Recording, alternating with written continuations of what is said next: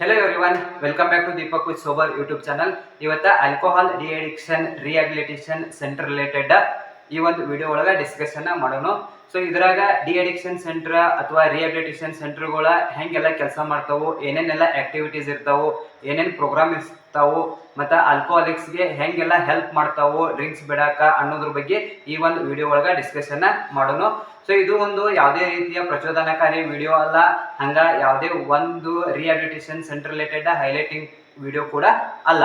So ಈಗ ನಾವು first rehabilitation centre ಅಂದ್ರೆ ಏನಂತ ಹೇಳಿ ನೋಡೋಣ. ಸೊ ನಾವು ಕನ್ನಡ ಒಳಗ ಪುನರ್ವಸತಿ ಕೇಂದ್ರಗಳು ಅಂತ ಹೇಳಿ ಕರಿತೀವಿ. ಸೊ ಈಗ ಎಕ್ಸಾಂಪಲ್ ಫ್ಲಡ್ ಬಂದಿರ್ತೈತಿ, ಒಂದು ಜನರ ಗುಂಪನ್ನ ಒಂದ್ ಕಡೆ ಸೇರ್ಪಣೆ ಮಾಡಿ ಅವರಿಗೆ ಪುನರ್ವಸತಿ ಸೌಲಭ್ಯವನ್ನ ಒದಗಿಸ್ತಾರ. ಸೊ ಅದಕ್ಕೆ ನಾವು ಪುನರ್ವಸತಿ ಕೇಂದ್ರಗಳು ಅಂತ ಹೇಳಿ ಕರಿತೀವಿ. ಹಂಗ ಭಿಕ್ಷುಕರ ಪುನರ್ವಸತಿ ಕೇಂದ್ರಗಳು ಇರ್ತಾವು, ಹಂಗ ಸೆಕ್ಸ್ ವರ್ಕರ್ ಪುನರ್ವಸತಿ ಕೇಂದ್ರಗಳು ಇರ್ತಾವು, ಫಿಸಿಕಲಿ ಡಿಸೇಬಲ್ ದೈಹಿಕ ಅಂಗವಿಕಲರ ಪುನರ್ವಸತಿ ಕೇಂದ್ರಗಳು ಇರ್ತಾವು. ಹಿಂಗ ನಮ್ಮ ಸಮಾಜದೊಳಗ ಹಲವಾರು ಪುನರ್ವಸತಿ ಕೇಂದ್ರಗಳ ಸೌಲಭ್ಯವನ್ನ ನಾವು ನೋಡ್ತೀವಿ. ಹಂಗ ಆಲ್ಕೋಹಾಲ್ ಡಿ ಅಡಿಕ್ಷನ್ ಅಥವಾ ರಿಹ್ಯಾಬಿಲಿಟೇಷನ್ ಸೆಂಟರ್ ಒಂದು.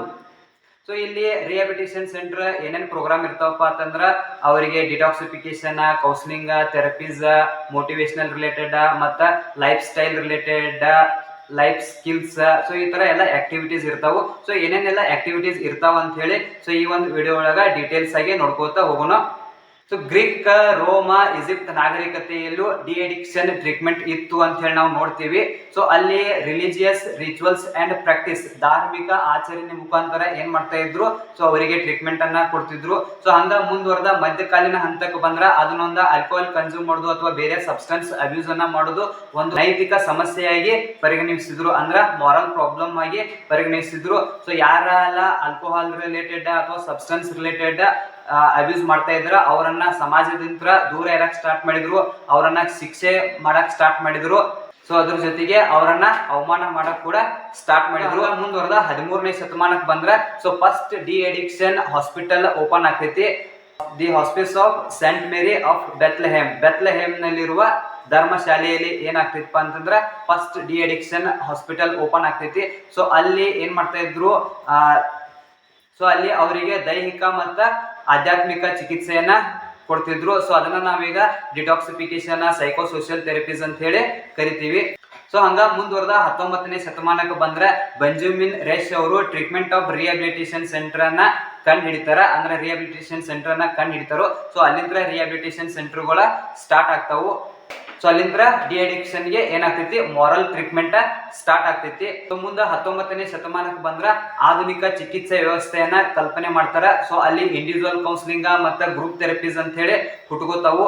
ಸೊ ಇಲ್ಲ ಇನ್ನೊಂದ್ ಕಡೆ ಏನಾಗ್ತೈತಿ, 1935 ಒಳಗ ಬಿಲ್ ಅಂಡ್ ಬಾಬ್ ರವರು ಏನ್ ಮಾಡ್ತಾರೋ ಎ ಗ್ರೂಪ್ ಅನ್ನ ಸ್ಟಾರ್ಟ್ ಮಾಡ್ತಾರೋ, ಆಲ್ಕೋಹಾಲಿಕ್ ಅನಾನಮಿಸ್, ಅಮಲು ಮಧ್ಯ ರೋಗಿಗಳ ಸಂಘ ಅಂತ ಹೇಳಿ ಸ್ಟಾರ್ಟ್ ಮಾಡ್ತಾರೆ. ಸೊ ಅಲ್ಲಿಂದ ಏನಾಗ್ತವು, ಡಿ ಅಡಿಕ್ಷನ್ ರಿಹ್ಯಾಬಿಲಿಟೇಷನ್ ಸೆಂಟರ್ಗಳ ಮತ್ತಷ್ಟು ಏನಾಗ್ತವು, ಮೊರಲೈಸೇಷನ್ ಆಗ್ತಾವು.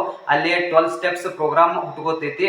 ಹಿಂಗ ಇನ್ನೊಂದ್ ಕಡೆ 1956 ಒಳಗ ಅಮೆರಿಕಾ ಮೆಡಿಕಲ್ ಅಸೋಸಿಯೇಷನ್ ದವರು ಏನ್ ಮಾಡ್ತಾರೋ ಆಲ್ಕೋಹಾಲ್ ಅನ್ನೋದನ್ನ ಇಲ್ನೆಸ್ ಅಂತ ಹೇಳಿ ಕನ್ಸಿಡರ್ ಮಾಡ್ತಾರ. ಆಮೇಲೆ 1996 ಒಳಗ ಏನ್ ಮಾಡ್ತಾರೆ, ಅದನ್ನೊಂದ ಫಿಸಿಕಲಿ ಮತ್ತು ಮೆಂಟಲಿ ಡಿಸೀಸ್ ಅಂತ ಹೇಳಿ ಡಿಕ್ಲೇರ್ ಮಾಡ್ತಾರ. ಸೊ ಅಲ್ಲಿಂದ ಏನಾಗ್ತೈತಿ, ರಿಹ್ಯಾಬಿಲಿಟೇಷನ್ ಸೆಂಟರ್ಗಳ ಮತ್ತಷ್ಟು ಮೊರಲೈಸೇಷನ್ ಆಗಕ್ ಸ್ಟಾರ್ಟ್ ಆಗ್ತಾವು. ಸೊ ಇನ್ನ ಇಂಡಿಯಾ ಒಳಗೆ ನೋಡೋದಾದ್ರೆ 1988 ಒಳಗ the ministry of health and family welfare ದವರು ಏನ್ ಮಾಡ್ತಾರೆ, DDAP ಅಂದ್ರೆ ಡಿ ಅಡಿಕ್ಷನ್ ಪ್ರೋಗ್ರಾಮ್ ಅನ್ನ ಸ್ಟಾರ್ಟ್ ಮಾಡ್ತಾರ.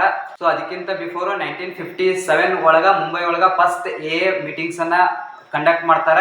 Ministry of social justice and empowerment ಅವ್ರು ಏನ್ ಮಾಡ್ತಾರೋ IRCA ಇಂಟಿಗ್ರೇಟೆಡ್ ರಿಹ್ಯಾಬಿಲಿಟೇಷನ್ ಸೆಂಟರ್ ಅನ್ನ ಸ್ಟಾರ್ಟ್ ಮಾಡ್ತಾರ. ಸೊ ಅಲ್ಲಿಂದ ಏನಾಗ್ತೈತಪ್ಪ ಅಂತಂದ್ರ ಇಂಡಿಯಾ ಒಳಗ ಡಿ ಅಡಿಕ್ಷನ್ ರಿಹ್ಯಾಬಿಲಿಟೇಷನ್ ಸೆಂಟರ್ಗಳ ಸ್ಟಾರ್ಟ್ ಆಗ್ತಾವು. ಸೊ ಈಗ ನಾವು ಪ್ರೆಸೆಂಟ್ ಆಲ್ಮೋಸ್ಟ್ ಎಲ್ಲಾ ಕಡೆ ಡಿ ಅಡಿಕ್ಷನ್ ಅಥವಾ ರಿಹ್ಯಾಬಿಲಿಟೇಷನ್ ಸೆಂಟರ್ಗಳ ಇರೋದನ್ನ ನೋಡ್ತೀವಿ.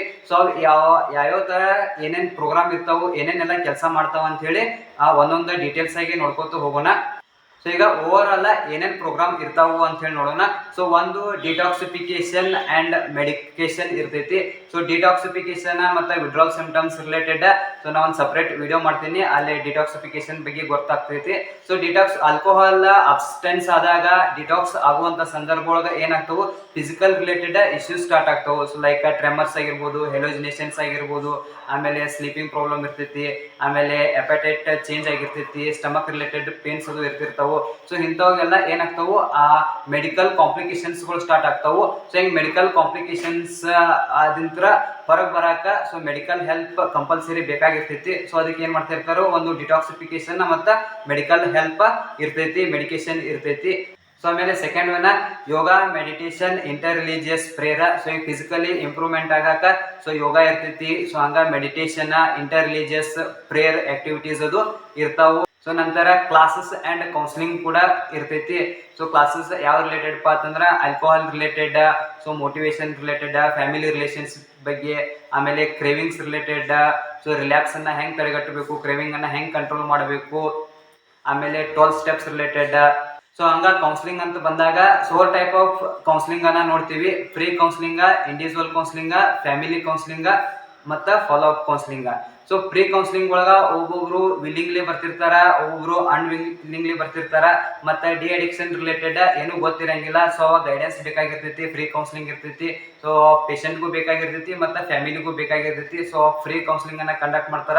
ಸೊ ಇಂಡಿವಿಜುವಲ್ ಕೌನ್ಸಿಲಿಂಗ್ ಅಂತ ಬಂದಾಗ ಸೊ ಈಗ reason of consuming alcohol chapter ಒಳಗೆ ಹೇಳಿದ್ದೀನಿ. ಸೊ ಏನಪ್ಪಾ ಅಂತಂದ್ರೆ ಆಲ್ಕೋಹಾಲ್ ಕನ್ಸ್ಯೂಮ್ ಮಾಡಾಕ ರೀಸನ್ ಬೇಕಾಗಿಲ್ಲ, ಬಟ್ ಅಡಿಕ್ಷನ್ ಆಯ್ತಪ್ಪ ಅಂತಂದ್ರೆ ಸೊ ಮೋಸ್ಟ್ ಆಫ್ ಅವ್ಗೆ ಏನಾದ್ರು ಒಂದು ರೀಸನ್ ಇರ್ತೈತಿ. ಸೊ ಆ ರೀಸನ್ ಹೊರಗೆ ಬಂದಪ್ಪ ಅಂತಂದ್ರೆ ಡ್ರಿಂಕ್ಸ್ ಬಿಡಕ್ಕೆ ಹೆಲ್ಪ್ ಆಗ್ತೈತಿ. ಸೊ ಇದಕ್ಕೋಸ್ಕರ ಇಂಡಿವಿಜುವಲ್ ಕೌನ್ಸಿಲಿಂಗ್ ಮತ್ತು ಫ್ಯಾಮಿಲಿ ಕೌನ್ಸಿಲಿಂಗ್ ಮೋಸ್ಟ್ ಹೆಲ್ಪ್ ಆಗ್ತೈತಿ ಆಲ್ಕೋಹಾಲ್ ಕನ್ಸ್ಯೂಮ್ ಮಾಡೋದು ಬಿಡಾಕ. ಸೊ ಈ ತರ ಇಂಡಿವಿಜುವಲ್ ಕೌನ್ಸಿಲಿಂಗ್ ಮತ್ತು ಫ್ಯಾಮಿಲಿ ಕೌನ್ಸಿಲಿಂಗ್ ಇರ್ತೈತಿ. So last follow up counselling ಇರ್ತೈತಿ. ಸೊ ಫಾಲೋ ಅಪ್ ಕೌನ್ಸಿಲಿಂಗ್ ಏನಿರ್ತೈತಪ್ಪ ಅಂತಂದ್ರೆ planning for after treatment. So indoor games, group activities, group therapies ಅದು ಇರ್ತಾವು.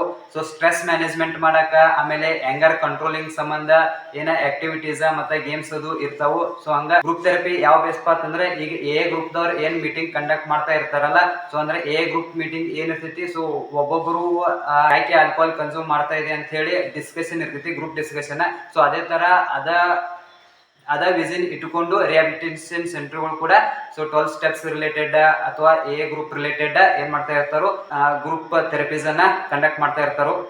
ಸೊ ಇದ್ರ ಜೊತೆಗೆ 12 ಸ್ಟೆಪ್ಸ್ ಪ್ರೋಗ್ರಾಮ್ ಇರ್ತೈತಿ. ಸೊ ನಂತರ ಫುಡ್ ಅಂಡ್ ಅಕಾಮಡೇಷನ್. ಸೊ ಈ ತರ ಟೋಟಲಿ ಓವರ್ ಆಲ್ ನೋಡಿದಾಗ so detoxification, medical help, classes, counselling, so yoga, exercise, meditation, so ಈ ತರ ಎಲ್ಲ ಇರ್ತಾವು. ಸೊ ಇದಿಷ್ಟ ರಿಲೇಟೆಡ್ ರಿಹಾಬಿಲಿಟೇಷನ್ ಸೆಂಟರ್ ಬಗ್ಗೆ. ವಿಡಿಯೋ ಇಷ್ಟ ಆಯ್ತಂದ್ರೆ ಲೈಕ್ ಮಾಡ್ರಿ, ಹಂಗ ಶೇರ್ ಮಾಡ್ರಿ, ಏನಾದರೂ ಇದ್ರೆ ಕಮೆಂಟ್ ಮಾಡ್ರಿ. Thank you.